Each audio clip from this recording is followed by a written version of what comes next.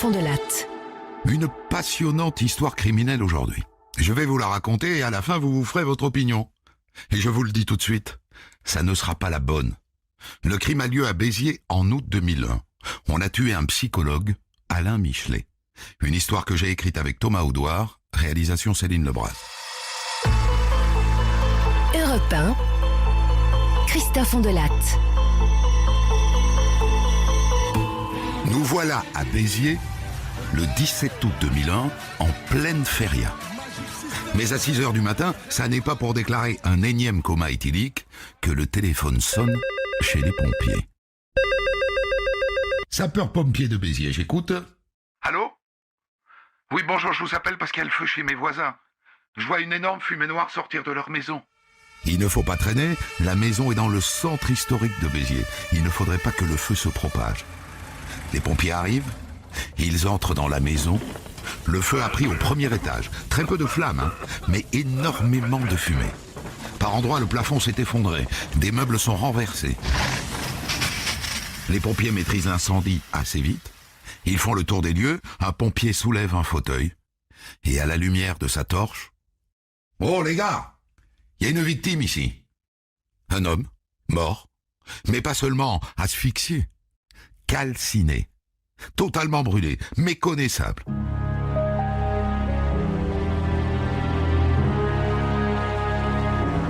Au dernier étage de la maison, les pompiers notent qu'un Velux est resté grand ouvert. Ça a dû provoquer un appel d'air.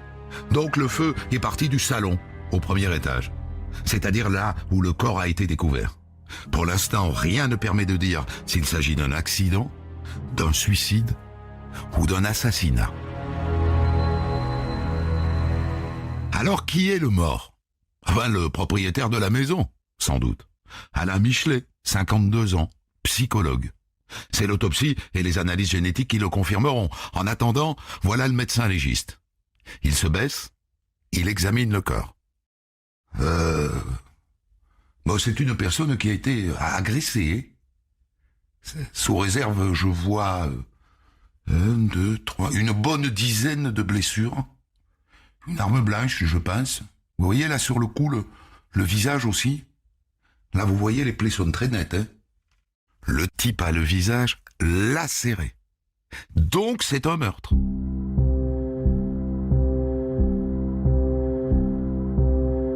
Les policiers font le tour de la maison. La porte d'entrée est intacte et les clés sont à l'intérieur. Pas de traces d'effraction. Assis dans l'entrée, il y a un bidon d'essence de 10 litres, vide. Et puis au rez-de-chaussée, dans le bureau du psychologue, un souk intégral. Le bureau est dévasté, toutes les armoires ont été vidées, les dossiers sont éparpillés dans la pièce. On fait venir la police scientifique. Et ils trouvent des traces de sang à tous les étages. Est-ce que c'est le sang de la victime? À voir. Et puis il y a aussi des objets tachés de sang, un vase cassé et un pantalon retrouvé sur le lit notamment, qui sont envoyés au labo. Le mort est bien le propriétaire, Alain Michelet. Et on n'a pas eu besoin de la génétique. On a retrouvé son dentiste, il avait des radios récentes, ça colle. Mais ça ne dit pas pourquoi on l'a tué, ni qui l'a tué, avec une telle sauvagerie.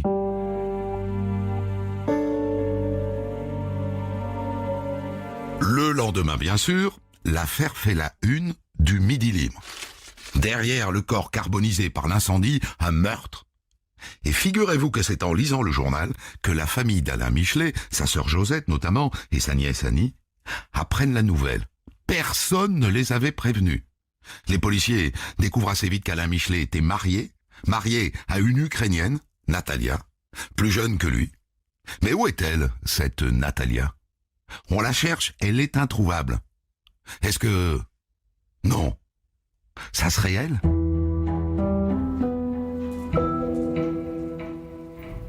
En attendant, on vient de recevoir le rapport d'autopsie. Très intéressant. Alain Michelet est mort étranglé, en vérité. Le légiste pense que le tueur s'est assis à califourchon sur sa cage thoracique alors qu'il était allongé sur le dos pour l'étrangler. C'est précis. Il a par ailleurs reçu 3 coups violents à la tête, bim, bim, bim, au point que sa boîte crânienne est fracturée. Et ce n'est qu'après l'avoir étranglé que le tueur l'a aspergé d'essence et qu'il a mis le feu. Et le feu est parti de là, il est parti du corps.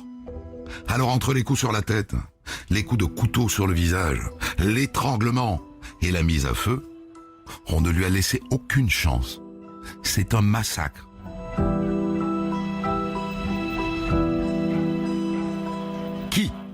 Qui était en colère contre lui pour en arriver là? Outre sa femme Natalia, qui est toujours introuvable, on pense tout de suite à un patient, à un coup de folie de quelqu'un qu'il recevait en consultation. Et donc on fouille dans ses dossiers. Il avait 179 patients. On passe les 179 noms au fichier. Chou blanc. Ça n'écarte pas la piste du patient, mais ça n'en désigne aucun.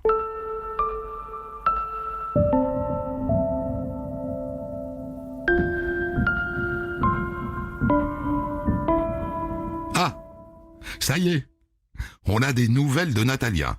Elle se présente elle-même au commissariat de Béziers 24 heures après le meurtre, au bras d'un homme. Qui est ce monsieur, madame? C'est Eric, mon nouveau compagnon. Eh ben, elle a pas traîné, maman. Elle explique que le monsieur est son amant depuis plusieurs mois, qu'elle était sur le point de quitter Michelet et de divorcer. Dites-moi, madame Michelet, quand avez-vous vu votre mari pour la dernière fois? Oh, 1 mois et demi. J'ai été voir famille à Ukraine entre 13 juillet et 10 août. Et quand moi rentré, je suis allé m'installer chez Eric, à Montpellier. Et où étiez-vous dans la nuit du 16 au 17 août? Chez Eric, à Montpellier. Et lui confirme. Et donc, bonsoir messieurs, dames.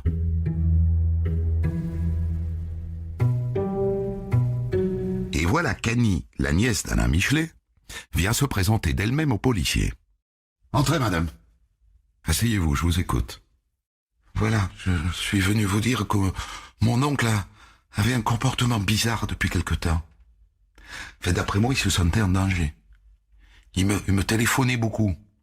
Et il n'y a pas longtemps, il m'a dit, s'il m'arrive quelque chose, sache qu'il y a quelque chose pour toi et pour tes frères.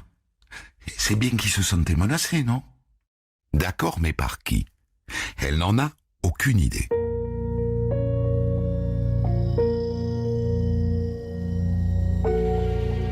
Quelques jours plus tard, c'est une amie d'Alain Michelet qui vient à son tour toquer au commissariat. Moi, je suis venu vous dire que 8 jours avant d'être tué, Alain a reçu des menaces de mort. Il m'en a parlé. Quelqu'un l'a appelé en pleine nuit, à 3 heures du matin.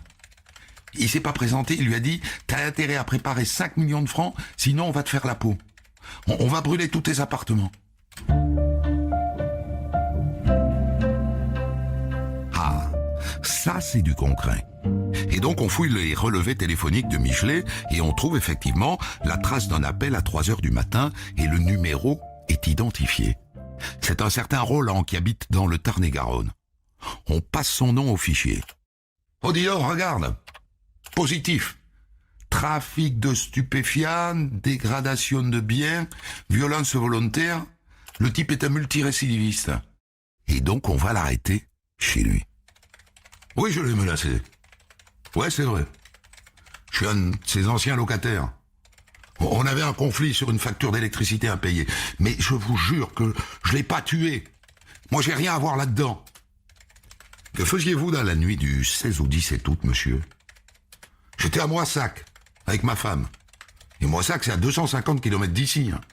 J'y suis pour rien, je vous le dis. La femme confirme, l'alibi tient, fausse piste. Sauf qu'à cette occasion, les policiers découvrent qu'Alain Michelet était propriétaire de plusieurs appartements dans les quartiers anciens de Béziers. Et si on allait gratter de ce côté-là? 4. Il avait 4 appartements qu'il avait achetés dans un état assez vétuste pour les restaurer et les louer. Et d'après ce qu'on dit, il était dur en affaires. Hein. Il a eu pas mal de conflits avec les artisans qui ont fait les travaux et ensuite avec ses locataires. Sa nièce Annie a raconté qu'elle lui a elle-même loué un de ses appartements pour quelques jours et qu'il lui a présenté l'addition. Sympa, le tonton. Bref, il était près de ses sous. À une exception près tout de même. Natalia. Parce qu'entre nous, les policiers n'ont pas complètement lâché cette piste. Hein. Il a cassé sa tirelire. Ça remonte à 1997. Il est allé toquer à la porte d'une agence matrimoniale. 180 000 francs, 27 000 euros. Et il a donc choisi Natalia, 27 ans, 20 ans de moins, qui a débarqué à Béziers avec un petit garçon de 5 ans. Pas de problème. Il l'a tout de suite considéré comme son fils. Il se marie à Béziers le 26 août 1998. Et assez vite, les copains, la famille, le mettent en garde. Elle me veut à ton portefeuille à l'air. Elle va te mettre sur la paille. Sa sœur Josette raconte qu'un jour, elle a vu Natalia acheter un pantalon en solde à Béziers, 800 €, en solde. Et quand il lui a demandé de freiner dans les dépenses, elle l'a traité de radin. Et puis, d'après ce que dit l'entourage, un peu moins d'1 an après le mariage, elle a commencé à s'absenter de plus en plus. « Ah là, je vais faire jogging. » Et le soir, elle s'est mise à sortir dans les bars de Béziers. Annie, la nièce, l'a vue plusieurs fois faire du gringue à tous les mecs qui passaient.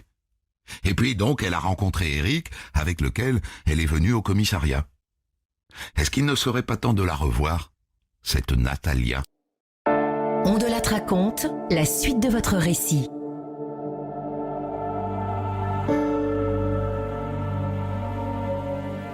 Mais Natalia est toujours sur la même ligne. Alain savait. Alain a accepté. Quand je partais de maison, Alain m'aidait à mettre valise dans la voiture d'Eric. Fait ridicule, hein? Décidément, elle a réponse à tout. Et puis là-dessus, le commissariat de Béziers fait remonter au juge un procès verbal.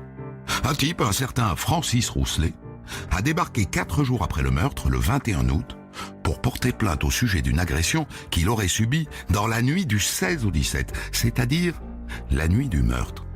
Il est arrivé au commissariat à Gare, avec des bandages sur le crâne et sur les mains et un bras en écharpe. Et il a raconté une sombre histoire. Il marchait dans le centre-ville. 3 hommes circulant dans un fourgon beige l'ont enlevé. Ils l'ont cagoulé, donc il n'a pas pu les voir, et ils l'ont emmené à l'extérieur de Béziers, sur un terrain vague.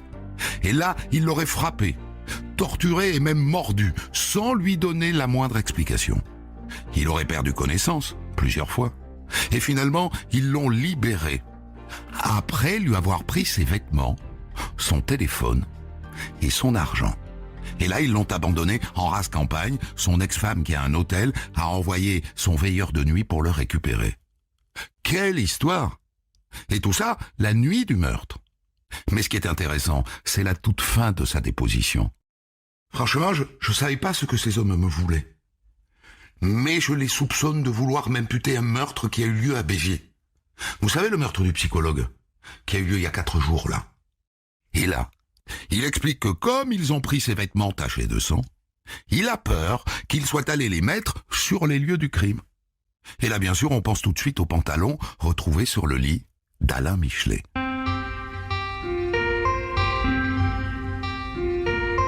Je sais ce que vous vous dites. Vous vous dites, c'est lui.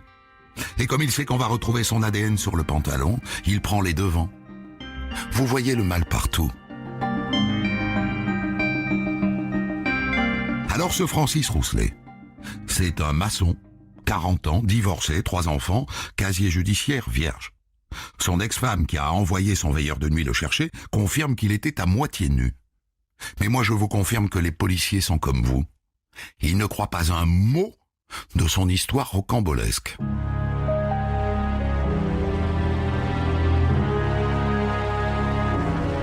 Mais pas question de l'interpeller tout de suite.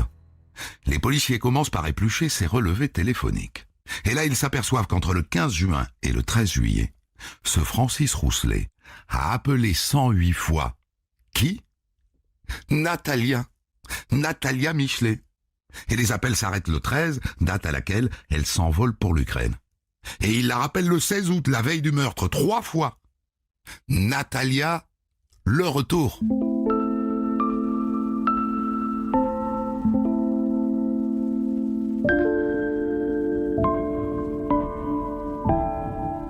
Là-dessus, tombe le rapport d'expertise des scellés saisis par la police judiciaire dans la maison. Le sang sur le pantalon, sur le draous et sur le vase cassé, notamment. Ça n'est pas celui d'Alain Michelet. C'est un ADN inconnu. Est-ce que c'est celui de ce Francis Rousselet? Eh bien, on va voir. Les policiers le filochent. Comme il est fumeur, à un moment, il jette un mégot. Il le récupère.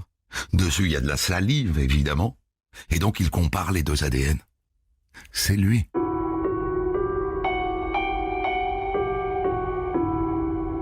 Francis Rousselet et Natalia Michelet sont interpellés chacun à leur domicile le 25 septembre, un peu plus d'un mois après le meurtre. Et ils sont tous les deux placés en garde à vue. Quand il est arrêté, Rousselet reste impassible, tellement détaché que c'est à se demander s'il a toute sa tête. Et c'est parti. Je suis innocent. Je n'ai jamais tué Michelet. Je suis victime du fait que l'enquête est dirigée dans une seule direction. La mienne. Monsieur Rousselet, on a tout de même noté que vous passez 108 appels téléphoniques à Madame Michelet Natalia. 108 en moins d'un mois. Comment l'expliquez-vous? Natalia est une amie, voilà tout. C'est pour ça que je l'appelais. Dans le bureau voisin, Natalia affiche beaucoup de sang-froid. Elle est calme, solide. Elle dit qu'elle connaît Francis Rousselet parce qu'il est venu faire des travaux de maçonnerie il y a 2 ans dans un appartement de son mari. Il travaillait pour nous, au noir. Mais c'était ami, pas plus. Et comment expliquez-vous avoir échangé 108 fois par téléphone avec lui en moins de mois, madame? Lui pas bien dans sa peau. Problème avec employeur. Appelé pour évacuer, pour parler.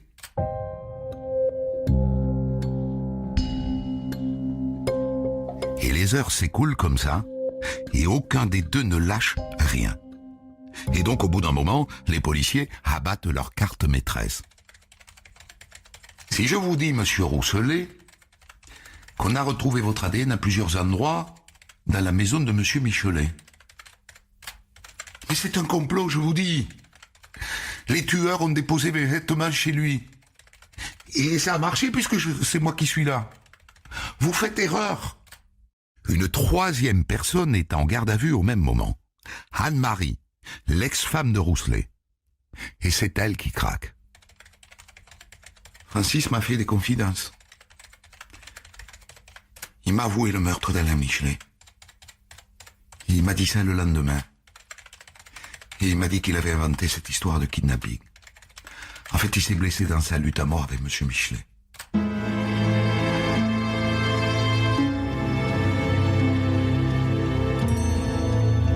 Il lui a tout raconté.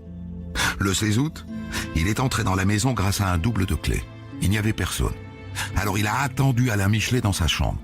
L'autre est rentré vers minuit, une bagarre a éclaté. Il a prétendu qu'Alain Michelet l'avait mordu au pouce. Rapidement, Rousselet prend le dessus, il ligote et bâillonne Michelet dans le salon. Il va chercher un couteau de cuisine. Et là, il le torture. À un moment donné, il le pique comme un taureau. Et il y a du sang partout, beaucoup de sang qui coule. D'après ce qu'il a dit à son ex-femme, ça dure comme ça jusqu'à 5 heures du matin. Et c'est là qu'il l'achève, en l'étranglant. Il se douche pour nettoyer le sang, et comme son jean est taché, il emprunte un jean à sa victime, et il oublie son jean sur le lit. Il descend au rez-de-chaussée dans le cabinet du psychologue. Il met le bazar pour faire croire à un cambriolage. Il ouvre un Velux, il arrose le corps d'essence, et il met le feu. Et après, il invente son histoire à la noix, son histoire d'enlèvement que personne n'a cru.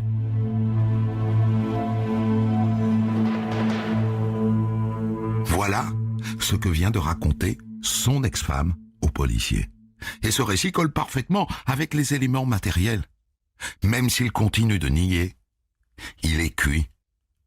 Ah, à propos, que sait-elle de la relation de son ex avec Natalia? Oh ben tout simplement, ils sont amants. Ça, je suis convaincu. Il m'a même demandé de lui rendre la bague panthère qu'il m'avait offerte il y a 10 ans pour la lui donner l'année dernière. Et d'ailleurs, tout le monde est au courant. Il se cachait pas. Hein. Il se promenait dans la rue, main dans la main.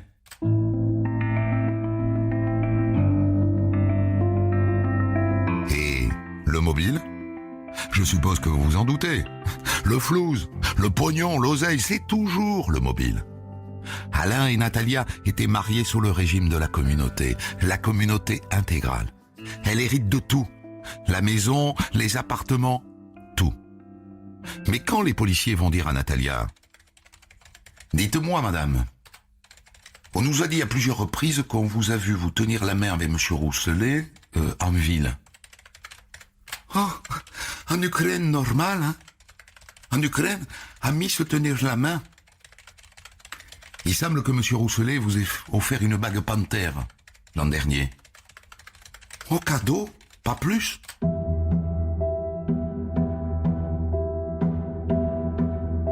Rousselet, lui, maintient qu'il est victime d'un complot.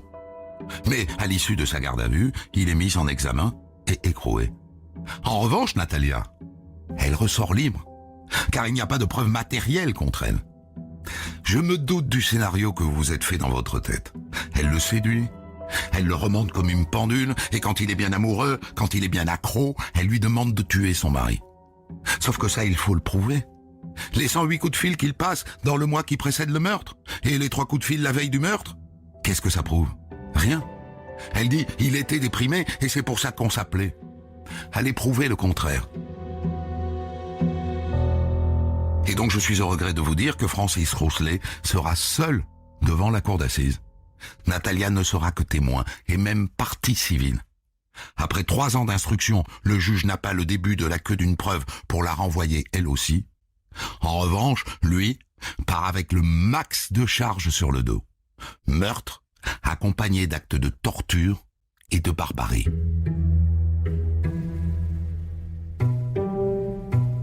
Le procès de Francis Rousselet s'ouvre le 4 février 2004 devant la cour d'assises de l'Hérault à Montpellier. Natalia n'est pas dans le box, mais évidemment, c'est elle que tout le monde attend. Et avec une petite dose de racisme, on l'imagine forcément vulgaire, exubérante, une pute russe quoi. Une jeune Ukrainienne forcément. Eh bien pas du tout. Elle est sobre, Natalia, un peu timide et très jolie. Même si quand elle est appelée à la barre pour témoigner, elle paraît froide et sans émotion. Et elle en reste à ce qu'elle a toujours dit. Je n'ai jamais été maîtresse de Francis. Jamais. Dans son box, Rousselet opine du chef. Il n'y aurait donc rien de passionnel dans ce crime. On en est là, quand arrive le témoignage de la famille de Francis Rousselet, ses frères et ses sœurs, notamment. Avec eux, on commence à changer d'avis sur le bonhomme. Il est capable de s'être auto-allumé, de s'être auto-enflammé et d'avoir tué seul Alain Michelet. Car les frères et sœurs viennent raconter que quand ils étaient petits, leur père était un despote, un tyran qui les maltraitait, qui les rabaissait. Et je pense que celui qui en a le plus souffert, c'est mon frère Francis. Vous savez, notre père le considérait un peu, je dirais, comme un objet. Un objet.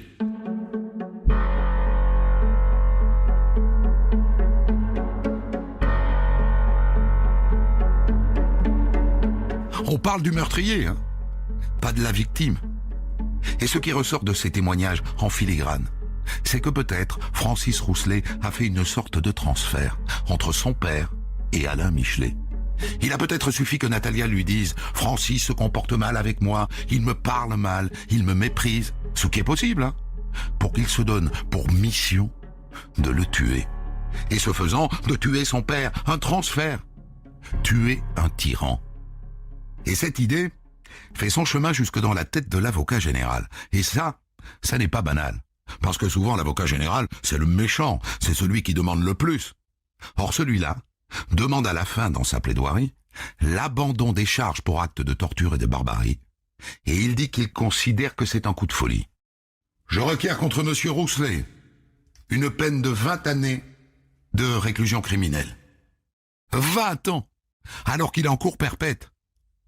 C'est maintenant à maître Jean-Marc Darrigade, l'avocat de Rousselet de plaider. Et on les voit tous les deux qui se parlent à l'oreille, longuement. Jusque-là, Francis Rousselet n'a jamais reconnu les faits. Il s'accroche à son histoire incroyable d'enlèvement. Rousselet, je pense que c'est le moment. Vous risquez perpétuité. Or, l'avocat général lui-même vient de demander un verdict de clémence. Vous ne serez pas acquitté. Je crois que c'est le moment de dire la vérité. D'accord, maître. D'accord. Vous ne pouvez plus parler, si ce n'est à la toute fin. Mais moi, je vais dire maintenant dans ma plaidoirie que vous l'avez tué. Et je vais expliquer comment et pourquoi. À n'importe quel moment. Si ça ne vous va pas, vous me faites signe. Et je m'interromprai, d'accord? D'accord, maître. Merci. Et pendant toute la plaidoirie, on les voit qui s'échangent des regards furtifs. Comme le veut la loi, Francis Rousselet a le dernier mot. Je voudrais vous remercier de m'avoir écouté. Bien joué. C'est ce qu'il fallait faire et dire là, maintenant, alors que les jurés se retirent pour délibérer. La famille d'Alain Michelet, bien sûr, est ulcérée. Eux pensent qu'il a agi froidement sur ordre de Natalia.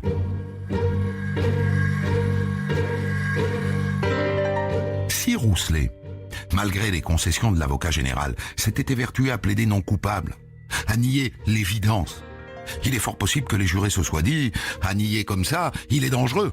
Il est plus dangereux qu'il n'y paraît, et donc il mérite plus de 20 ans. » Mais par ce revirement de dernière minute, le coup de folie évoqué par l'avocat général prend corps. Pourquoi pas?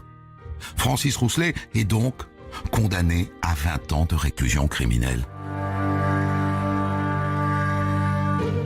Et il ne fait pas appel, bien sûr. Et à la toute fin de cette histoire, Natalia hérite de son mari.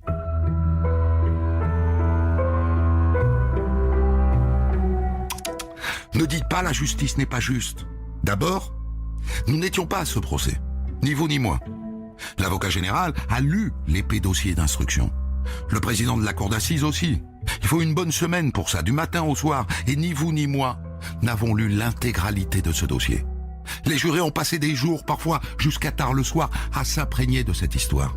Et pas nous. Alors faisons-leur confiance. Pour commenter son histoire du jour, Christophe Ondelat reçoit un invité, acteur direct de son récit. Voilà donc pour cette histoire que je vais naturellement débriefer maintenant avec Maître Darrigat, qui était donc l'avocat de Francis Rousselet à ce procès. Maître Darrigat, je concède que j'ai un peu extrapolé la scène de la conversation que vous avez eue avec votre client juste avant votre plaidoirie. Est-ce que néanmoins ça s'est passé un peu comme ça ? Ça s'est passé un peu comme ça, sauf que ça s'est pas passé en public, mais ça s'est passé dans le petit couloir qui jouxte la salle des assises où je suis allé le voir, effectivement, et les yeux dans les yeux, on a eu la conversation que vous avez illustrée. Est-ce que c'est le fait que l'avocat général lui-même ait demandé un verdict finalement assez clément, 20 ans, qui vous pousse à aller jusque-là ? Ça fait certainement partie des raisons, mais surtout, la raison majeure, c'était le fait que je ne me voyais pas soutenir l'insoutenable.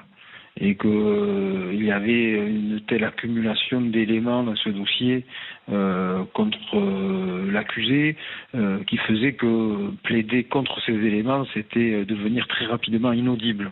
Parce que lui, jusque-là, il vous demande de plaider non coupable. Ah oui, lui... Il vous demande de plaider les types qui l'enlèvent et qui vont déposer le pantalon sur le plumard. Exactement. Lui, il avait réponse à tout. Chaque fois qu'on trouvait son ADN, il me faisait observer que c'était sur des éléments, comme il disait, transportables, ce qui était vrai d'ailleurs. Chaque fois qu'on avait trouvé son ADN, c'était sur des éléments qu'on aurait pu amener sur les lieux du crime, et non pas sur des éléments fixes. Vous voyez, par exemple, un linteau de porte sur le sol. Non, donc il avait réponse à tout, et c'était difficile de le convaincre d'adopter notre posture. L'argument que vous utilisez, c'est qu'il ne sera pas acquitté ? Tout à fait, voilà. Je lui explique qu'effectivement, on va pouvoir faire une plaidoirie brillante, s'emparer des éléments, brandir le doute, mais que à la fin, de toute façon, je connais le résultat, il va être condamné, et lourdement condamné. Plus que 20 ans s'il continue à s'entêter. Oui, c'est probable que les jurés puissent considérer que la gravité des faits, les circonstances de la découverte de la victime méritaient certainement une sanction plus lourde et que l'attitude, le choix fait